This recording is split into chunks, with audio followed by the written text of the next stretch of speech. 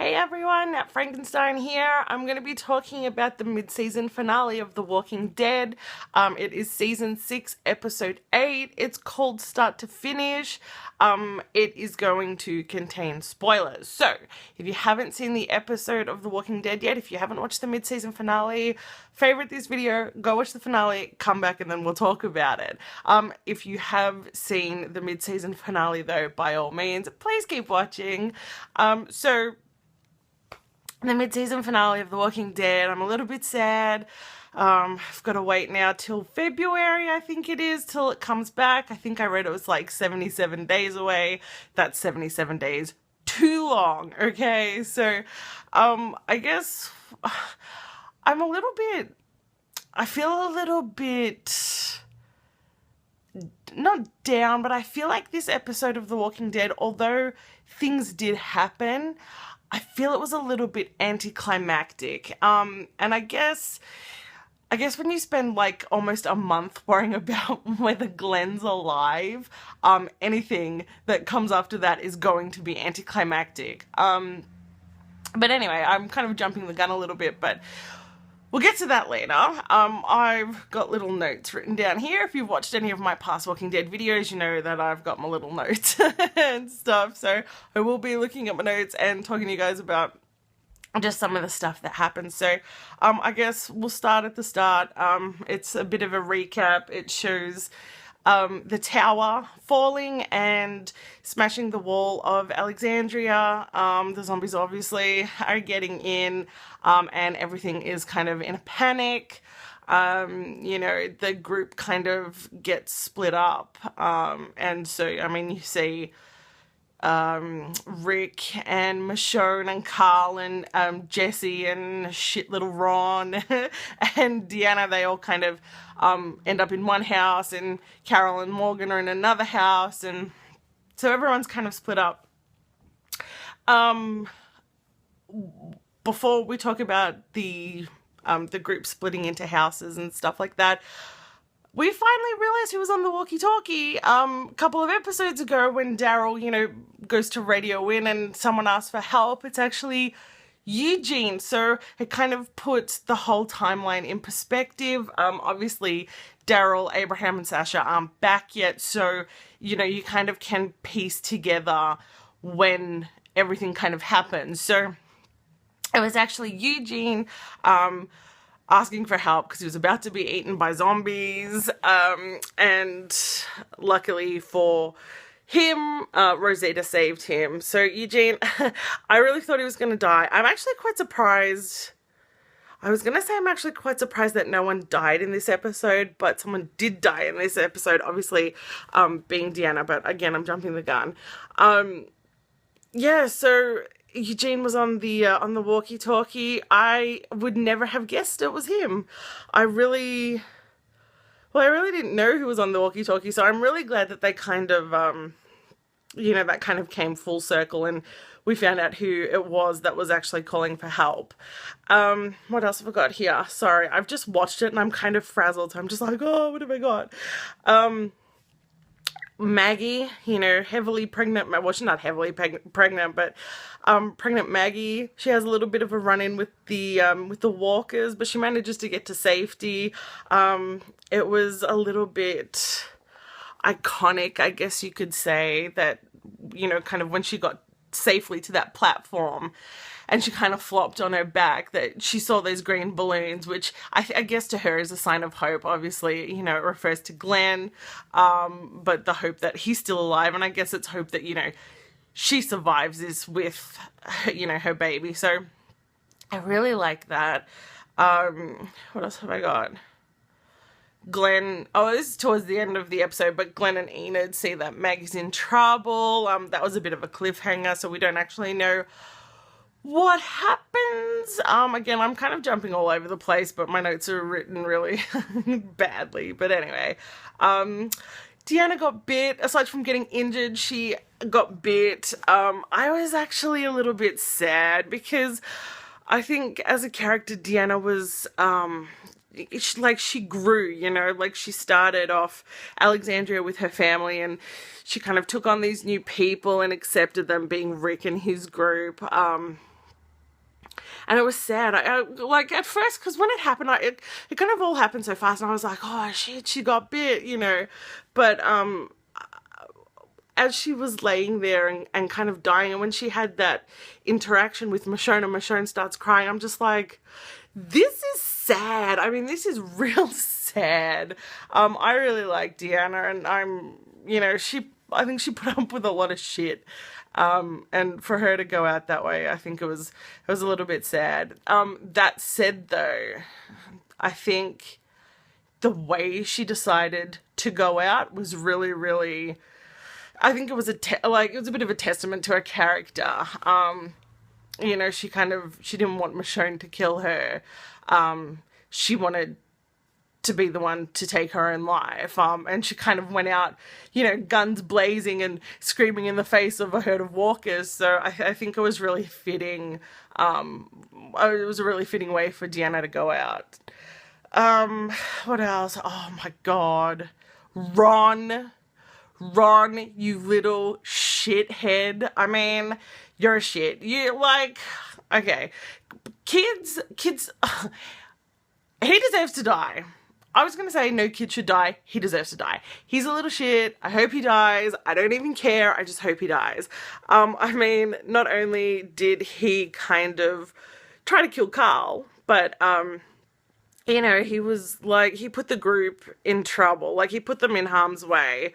Obviously, you know, when he was fighting Carl, the walkers, sorry, I keep moving arms. I'm really sick, you guys, so soz.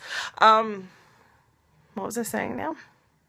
Yeah, when he was fighting Carl, obviously he created so much attention. The herd, you know, that's why the herd broke into their house, because of shit-ass little Ron.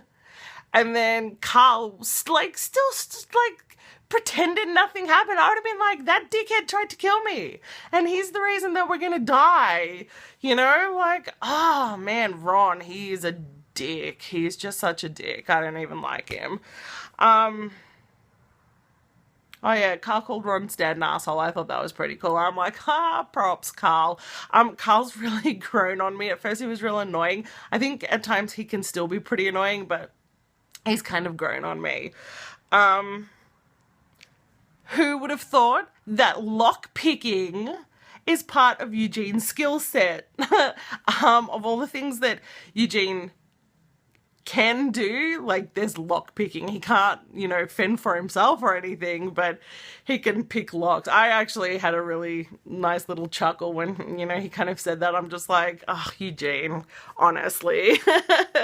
You know, but what else was there, you guys? So Carol, the whole Carol and Morgan thing,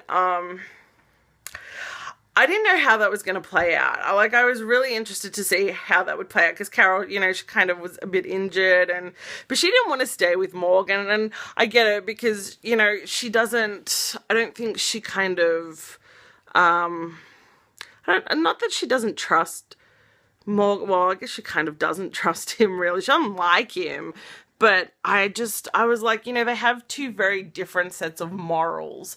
So I was kind of wondering how that was going to play out. And then when Carol escaped, I'm like, oh, she's going to kick ass, because that's what Carol does.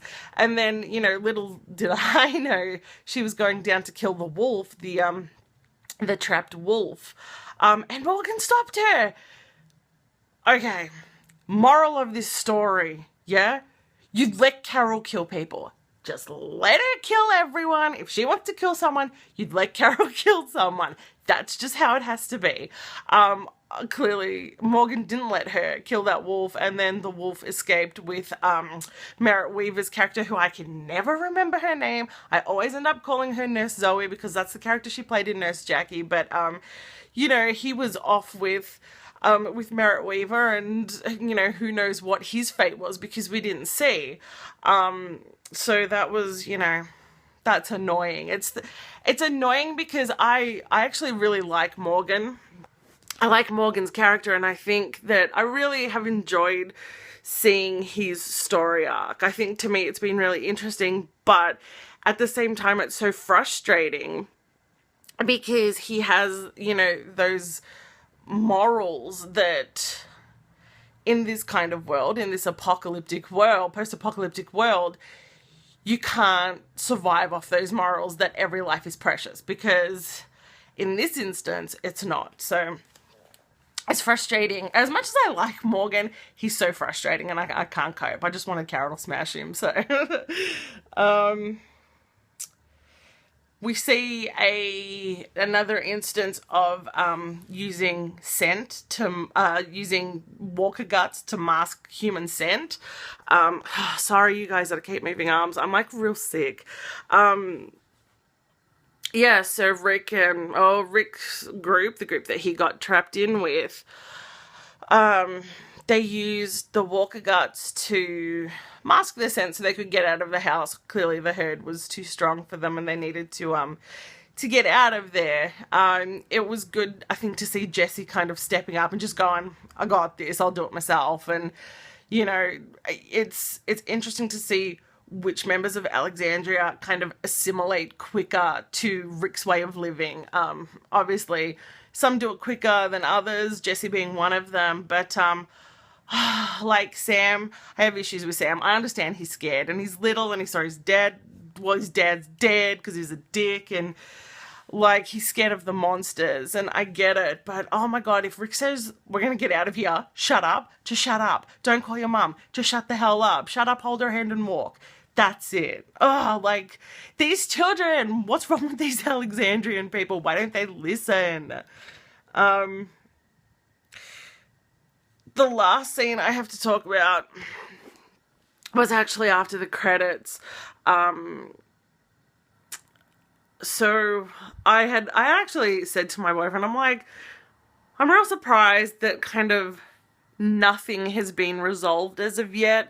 Daryl, Abraham, and Sasha haven't come back, and Glenn hasn't gotten to Maggie, and they haven't escaped Alexandria, and I'm like, it's a bit weird. Like, normally things are resolved in a mid-season finale or in a finale, but this was kind of like teeny cliffhangers. But after the credits, there was a scene, Daryl, Abraham, Sasha, they get stopped. They're driving back to Alexandria, and they get stopped by a group of dudes on motorbikes. And you know, the guy on the motorbike, he's kind of like, get out of the car, everything you have is now ours. Daryl's like, what's up with that, blah, blah, blah. And the guy's like, you know, everything that's yours now belongs to Negan. And that's how it ended. So clearly this group is the saviors. Negan's coming in the next half of the season, which is going to be really interesting.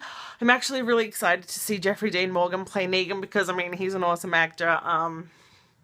He was John Winchester in Supernatural, and I think he'll really do a good job of this. So I'm really looking forward to that. But yeah, I don't know, you guys, I just felt like the mid-season finale was a little anticlimactic. Like, it could have been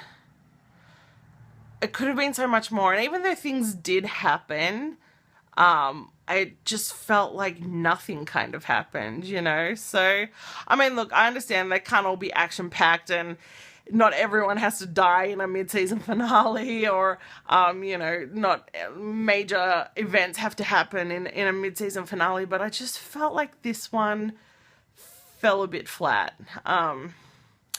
But I don't know. I mean, look, maybe that's just me. Maybe I just expect too much. Maybe I'm becoming greedy with The Walking Dead. I don't know. But, yeah, that's what I thought of the mid-season finale. I'm bummed I have to wait a couple of months till the season return, but, you know, that's how it is. So, if you watch The Walking Dead, if you watch this mid-season finale, leave me a comment below and let me know what you think. I'm interested to see how other people felt about this episode. Let me know your theories. If you have any fan theories or anything, let me know what they are. Don't forget to subscribe to my channel, like this video, give me a thumbs up, that would be muchly appreciated. And, yeah, until next time, you guys, I'm Nerdy Frankenstein, and I will see you later.